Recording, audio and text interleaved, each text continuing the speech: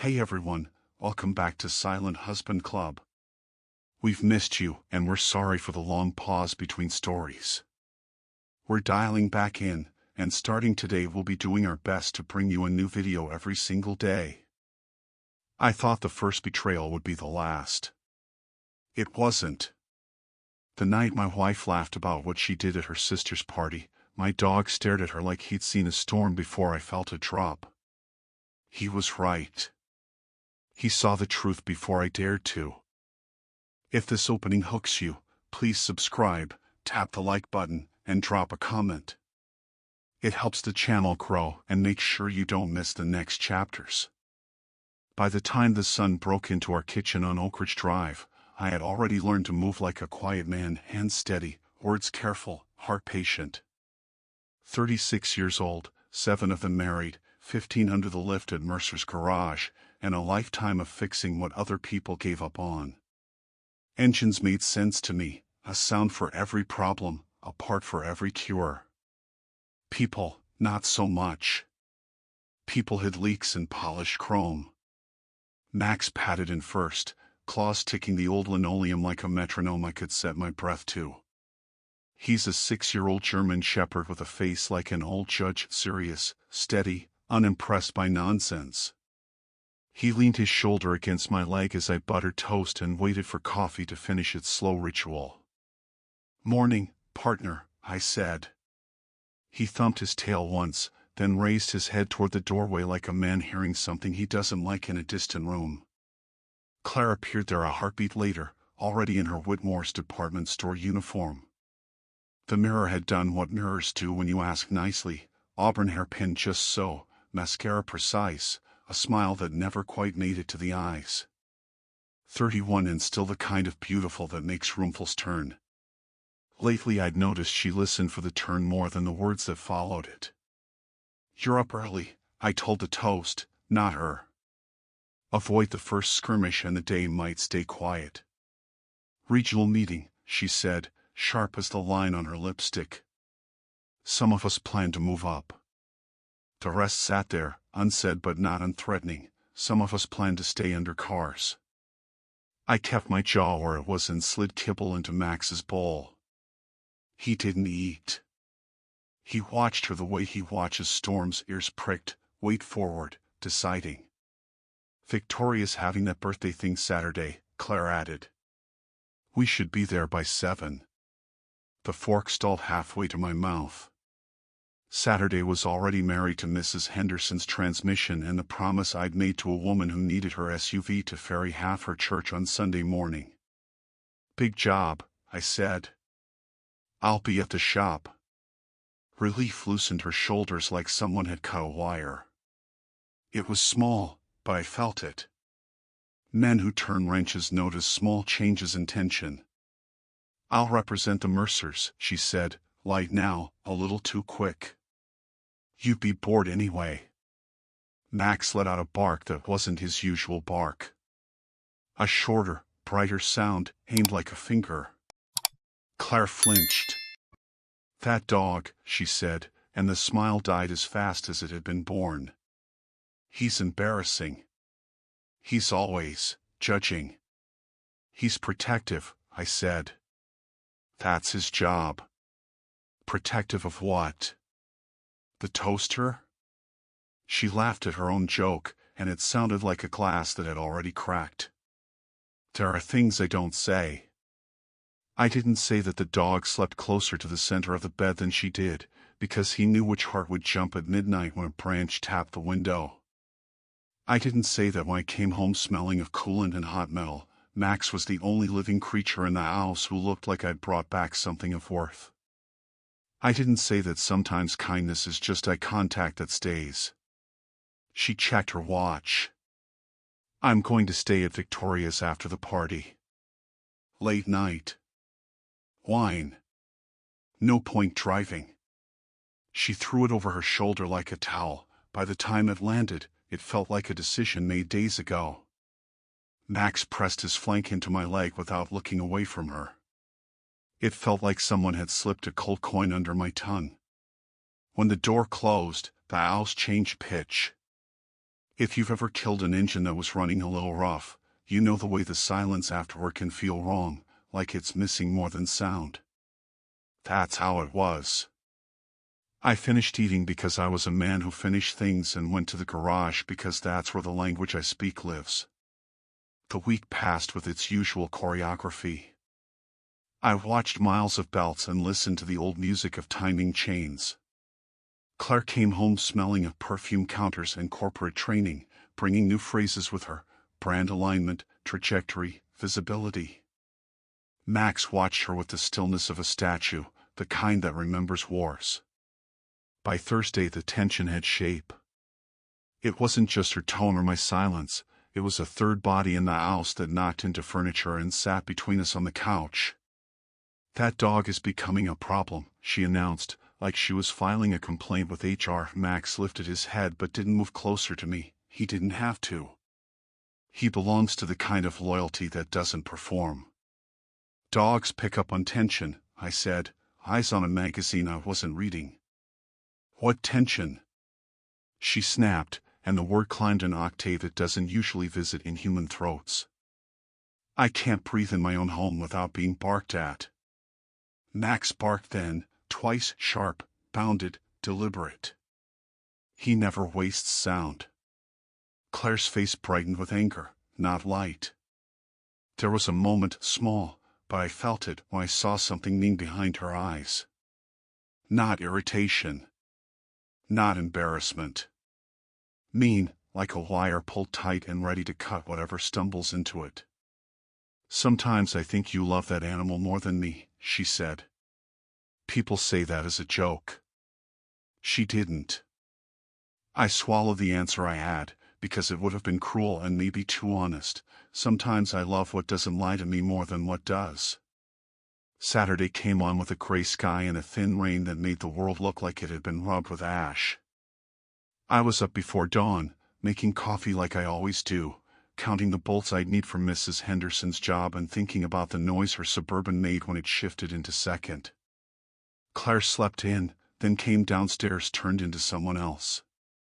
Black dress. Jewelry that caught the kitchen light. Perfume that arrived a second before she did. She asked me how she looked and tilted her head so the earring winked. She knew exactly how she looked. "Beautiful," I said. "It's a word you hand over like a bill." She folded it into her purse. Max didn't crawl this time. He did something worse. He went quiet, ears forward, muscles ready, and looked at her like he'd been waiting all week for the punchline and found out the story never had one. "If he starts again," she began, but she didn't finish the sentence. The end of it was hanging there in the kitchen, swinging slightly. "I could stay home," I said. I'm not sure where the words came from. They surprised us both. The panic that flashed across her face was gone in an instant, like a fish you could swear you saw beneath dark water. "No," she said. "Mrs. Henderson. The church. You promised." She hit every note with perfect pitch. Then, softer, as if to soothe me back into place, "It's just family, Daniel. Nothing exciting. Nothing exciting." She had spent an hour making sure excitement would have nothing to complain about. By 6 she was gone, and the house exhaled. I ate alone and watched a baseball game I couldn't have described 5 minutes later if you paid me. Max lay against my boot and dreamed whatever dogs dream when they twitch, fields, maybe. Or us in them, if I'm lucky. At 11:30 I took him out back and stared up into a sky that had cleared like a guilty conscience. When I heard Claire's car pull into the driveway close to midnight, I stayed in the kitchen a moment longer with Max because I didn't want him to be the first thing she saw and decide how to act. She moved upstairs quietly, the way people do when they want you to believe they are considerate, not hiding. When I came to bed, she was on her side, breathing the way people breathe when they are awake and pretending not to be. I lay there with my hands behind my head, watching the ceiling fan turn questions into circles. Max curled against the bed like a sentry who trusts his post more than the orders he's been given. In the morning the light was new and undeserved, bright as a promise no one intends to keep. Claire was already moving, shower, closet, makeup, each action checked off a list she never needed to write. "How was the party?" I asked, because that's what husbands ask. "Fine," she said, because that's what wives say when the truth would kill small things. "Anyone I know?" The pause was quick, short, disguised, but I felt it. "Just the usual," she said. "Victoria's friends, a few neighbors." She made it sound like a casserole and a board game. Max watched her from the doorway, head tilted slightly, like he was trying to place a scent that didn't belong to the house. Then her phone rang. She glanced at the screen and gave a smile that didn't ask permission from the rest of her face. "Amanda," she said, and took the call into the living room. I didn't follow. I don't eavesdrop. I don't go looking for hurt like it owes me something. But the house is small, and excitement ignores walls. Laughter carried back to me, bright, careless, edged like foil. I lifted my coffee and kept it there, halfway to my mouth, as if I could hold the moment between the table and my lips and keep it from breaking. Max shifted, and I felt his weight against my shin like an answer I hadn't asked for yet. The morning was too clean for what was about to happen to it. I didn't know that then. I only knew that the dog I loved was suddenly very still, and the woman I married was laughing like a secret had finally been paid off. People will tell you the world ends with sirens or scripture. Sometimes it ends with a sentence. Sometimes with a laugh that goes on too long. I wish I could say I stood up, that I walked into the living room right then and asked a simple question with a simple face. I didn't. I sat there in my clean kitchen with my steady hands and my patient heart and waited for the worst to introduce itself. Maybe that's my sin, not that I didn't know, but that I waited to be told. Max's ears were up, and the clock over the sink ticked like a metronome set a little too fast. The coffee cooled. And my life, which I used to think would live and die under the hood of a car, was about to swerve. If you've ever seen an accident in slow motion, you know the way your brain begins to narrate. Mine did it then. It cataloged the grain of the table, the reflection of light in the window, the way my name sounded when no one said it. Memory is merciless when it knows it's about to earn its keep. I didn't yet understand that sometimes a dog isn't warning you about a stranger at the door. Sometimes he's warning you about the person who has the key.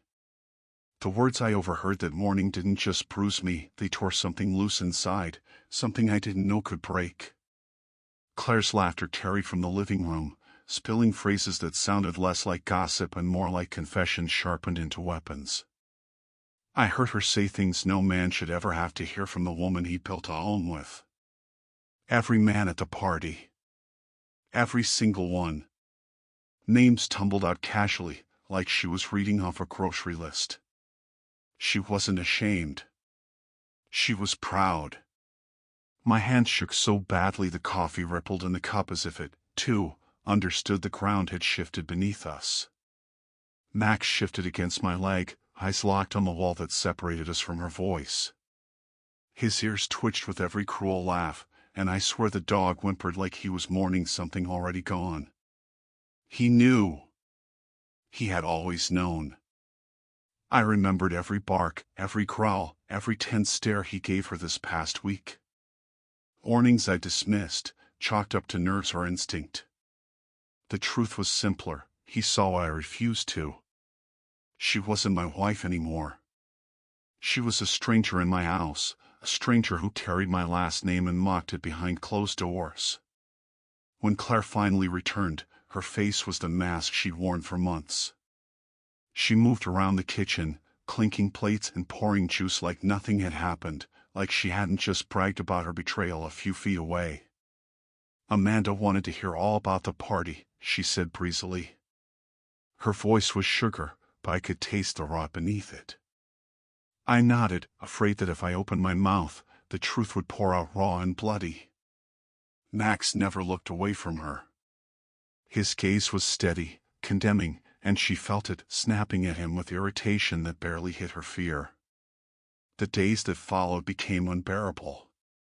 Claire was lighter somehow, humming as she folded laundry, smiling at her phone when she thought I wasn't watching. That glow on her face wasn't for me, and I knew it. She carried herself like a woman who had fed on secrets and grown strong from them. Max's behavior only worsened. He barked whenever she entered her room, placed himself between us like a guardian, his hackles raised at her every move. "That dog is getting worse," she hissed one evening, wineglass trembling in her hand. "We need to do something about him. Training, medication, something. This isn't normal." But I knew normal. Engines, gears, bolts, they had patterns. Brakes had causes. Dogs don't turn against people without reason. Max wasn't broken. He was the most honest thing in that house. He barked because he saw danger. He growled because something in her no longer belonged. And the more she complained, the more I realized it wasn't just irritation. It was hatred. Pure, festering hatred directed at a creature whose only crime was loyalty. Then came the threat. It was a Tuesday night, rain smearing the windows in blurred silver lines. Claire stood in the kitchen, her voice low but sharp enough to cut skin. "I swear, Daniel, if that dog doesn't stop, I'll take care of it myself." She said it like a joke, but her eyes didn't laugh. They were flat and cold, the way a predator's eyes look before it moves. The words landed in my chest like a hammer. Max pressed against me, tense, his growl vibrating through my ribs. I wanted to dismiss it, to tell myself she was venting. But deep down, I felt the truth crawl beneath my skin. It wasn't an empty threat. It was a promise. And I was too much of a coward to admit that night that I believed her. Saturday was coming again, another storm I couldn't avoid. And the closer it came, the more I feared not for myself, but for Max. Saturday arrived under a sky the color of wet concrete, the kind that made the whole world feel tired. I was up early, hands busy with Mrs. Henderson's SUV, mind anywhere but in the garage. Max stayed close all morning, his eyes never softening, his movements deliberate as though he knew the clock was ticking towards something neither of us wanted. By noon Claire emerged from upstairs, transformed, black dress hugging her frame, jewelry bright under the lights, lipstick sharp enough to wound. She spun in the doorway, tilting her chin as if waiting for me to marvel. "How do I look?" she asked. I told her the truth. She looked beautiful, but the word was hollow in my mouth. She wasn't dressed for a family party. She was dressed to be seen, to be chosen, and I knew she wasn't dressing for me. Max rose from his spot on the rug, a low growl forming in his throat. It wasn't the loud defiance of a dog startled by a stranger. It was deeper, primal, filled with warning. Claire's smile curdled instantly. "He's doing it again," she snapped. "It's like he's accusing me of something. I won't live like this, Daniel." I wanted to tell her the truth, that Max was only accusing her of what she already was, but I bit down on the words. Instead, I said what kept peace, though peace in the house was as false as her smile. When I offered to stay home, her reaction betrayed her. Panic flashed across her face, gone in an instant, smoothed over with another mask. "You can't. Mrs. Henderson's waiting. The church needs that car. You promised." Every word was measured, every excuse rehearsed, like she prepared them days ago. Then she added the lie with a practiced calm, "It's just family. Nothing exciting." I nodded, but Max's growl never softened. She left just before 6, her heels clicking like a gavel striking wood. I stood at the window long after her car disappeared, feeling the house exhale around me. The silence pressed in, too heavy to carry. Max leaned against me, solid, steady, but restless. "What do you see that I don't?" I whispered, and he only stared at the door she'd gone through. The hours dragged. I tried to lose myself in a ball game, then a movie, but every thought circled back to Claire's laughter at that party, to the glow in her face that wasn't for me. By midnight, her car pulled into the driveway. I let Max out one last time, watching him prowl the yard, his head turning as if searching for something I couldn't see. When Claire came in, she crept upstairs quietly, careful not to disturb me. But I knew she was awake when I slid into bed beside her. Her breathing was too controlled, too even, like someone staging sleep. I lay there staring at the ceiling, the fan blades cutting the darkness into pieces, wondering how much of my life had already been stolen from me without my knowing. Sunday morning dawned bright, as if the world mocked me with its cheer. Claire was already dressed, moving with restless energy, humming while she sorted through jewelry. "How was the party?" I asked. "Fine," she said. "Too fast, too clipped." "Anyone I know?" A pause. "Just long enough to confirm everything." "No. Just the usual crowd." She smiled at her reflection, not at me. Max sat in the doorway, eyes unblinking, ears tilted forward like a sentinel who doesn't need to be told where the enemy stands. Then her phone rang. She glanced at the screen, and her face lit with the first genuine smile I'd seen in weeks. "Amanda," she said, and took the call into the living room. I didn't move. I didn't need to. The walls were thin, and her voice carried clear. "Every single one of them," she laughed breathlessly. "Can you believe it?" It was like something out of a fantasy. She listed names with giddy detail, praising each man as though she were boasting about trophies. Then her tone shifted, sharp and irritated. "The only problem is that damn dog. He keeps staring at me like he knows. I swear, if he doesn't stop, I'll lose my mind." My world broke clean in half right then. Not only had she betrayed me, she resented the only soul in that house who had the courage to see her for what she was. I set down my coffee with hands that trembled and looked at Max, who pressed into my leg with a whimper. He had been warning me all along, every bark and every growl, begging me to listen. That morning I realized something I'd never forget: the woman making toast at my counter wasn't my wife. She was a predator in disguise. And Max, faithful, loyal Max, was the only one who truly saw her. After that morning, every sound in the house carried a new weight.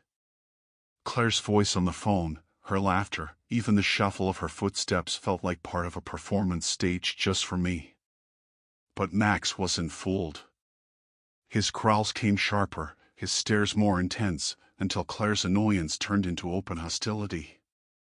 "That dog is ruining my life," she spat one evening, slamming a cabinet door hard enough to rattle the dishes. "I can't live with him glaring at me like that." I told her he was just protective, but she laughed in my face. "Protective of what?" "You." "He's a dog, Daniel. Stop pretending he knows something you don't." But I knew she was wrong. He did know. He knew everything. By Tuesday, the tension had stretched so thin I felt it might snap with a single wrong word. Claire's voice climbed higher each time Max barked, her threats growing sharper, her patience evaporating. "If you don't do something, I will," she warned, and this time, there was no trace of humor left in her tone. I wanted to believe it was another bluff, just anger boiling over, but the way her eyes lingered on Max's food bowl made my stomach twist with dread. I told myself I was imagining it. I told myself she wouldn't go that far. But beneath it all, a voice whispered the truth: she was capable of anything. On Wednesday, I had to make a run across town for parts. It should have been a quick trip, but traffic and delays stretched it into nearly 3 hours. When I pulled back into the driveway, something was wrong. The house was too still, too quiet, like a stage after the actors have left. Claire's car was gone. Normally, Max would be waiting at the door, tail thumping, ready to greet me. This time, there was nothing. I called his name, my voice echoing through empty rooms. Upstairs, downstairs, the yard, he was nowhere. Panic crawled up my throat. Finally, in the kitchen, I saw him. He was lying by his bowl, still as stone, his eyes open but lifeless. I dropped to my knees, calling his name again, my hands trembling as I searched for breath, for a heartbeat, for anything. But Max was gone. Vomit stained the floor beside him, and the acrid smell of sickness hung heavy in the air. My chest collapsed in on itself, a sound tearing out of me I didn't recognize. He had been fine that morning, strong, loyal, unshakable, and now he was gone. 6 years old, in the prime of his life. Dogs like Max don't just die. Not without a reason. Not without help. I wrapped him in my arms, his weight heavy and unnatural, and carried him to the car. The drive to the vet blurred past me, tears stinging my eyes, fury boiling behind the grief. Dr. Evelyn Park met me at the door, her expression shifting to professional concern the moment she saw Max's body. She examined him gently, respectfully, asking me questions about his health, his habits, the day's events. I answered as best I could, my voice breaking over and over. Then I asked the question I was afraid to: could he have been poisoned? Her hands stilled, her eyes lifting to mine, tearful and serious. "It's possible," she said softly. "Given his age and apparent health, sudden death like this is unusual. I recommend a necropsy to determine the cause. We should know by tomorrow." The word poison echoed in my skull like a bell. I thought of Claire's threats, her simmering hatred, her promise that she would do something. I thought of the way she had smiled at her phone that morning, glowing with secrets. And I knew, even before the doctor confirmed it, what had happened. I left Max in the care of the clinic, but it felt like abandoning him a second time. Back home, the house was silent, oppressive, the air thick with the absence of his presence. I searched for answers, opening cupboards, scanning the kitchen, until I noticed something odd. The trash had been emptied midweek, something Claire never bothered with. I dug through the bag in the garage, my hands shaking, until I found it, an empty box wrapped in paper towels, hidden beneath scraps. The label froze my blood, Radaway Professional Strength Rodent Control. Poison. Highly toxic. We never had rodents. We never needed poison. Yet here it was, hidden, used, discarded. My hands trembled as I held it, realization crashing over me. Claire had done it. She had murdered the only soul in the house who had stood between us. She looked into his trusting eyes and fed him death. And in that moment, grief gave way to something sharper, colder. She thought she had removed the obstacle. She thought she had won. But she was wrong. Because Max hadn't just died, he had given me the truth. And with that truth, I knew what had to come next. Dr. Park called the next afternoon. Her voice was steady, professional, but the words shattered me all over again. "I'm so sorry, Daniel." The necropsy confirmed poisoning. A rodenticide containing brodifacoum, a powerful anticoagulant. Even a small amount would have been fatal. I closed my eyes, gripping the phone as if it might anchor me to the floor. She hesitated, then asked the question I had already answered in my own mind: "Do you believe this was deliberate?" I looked down at the empty poison box still sealed in a plastic bag on my kitchen table and whispered, "Yes." That night, I sat in silence with my evidence. The box. The fresh trash bag she tried to hide it in.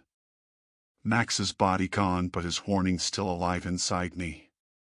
When Claire came home, she pretended ignorance, feigning shock when I told her he was dead. Her gasp, her hand over her mouth, the way she reached for me, it was all theater. If I hadn't found the box, if I hadn't heard her threats, I might have believed her grief. But I saw the calculation in her eyes. She thought she had gotten away with it. She thought she could erase him and carry on. That night I let her play her role, because sometimes the most dangerous thing you can give a liar is silence. The next morning, I started my own investigation. I went to Whitmore's department store where she worked and found an old friend, Mark Alvarez, who owed me a favor. Quietly, carefully, I asked him to check the security footage from Monday, the day Max died.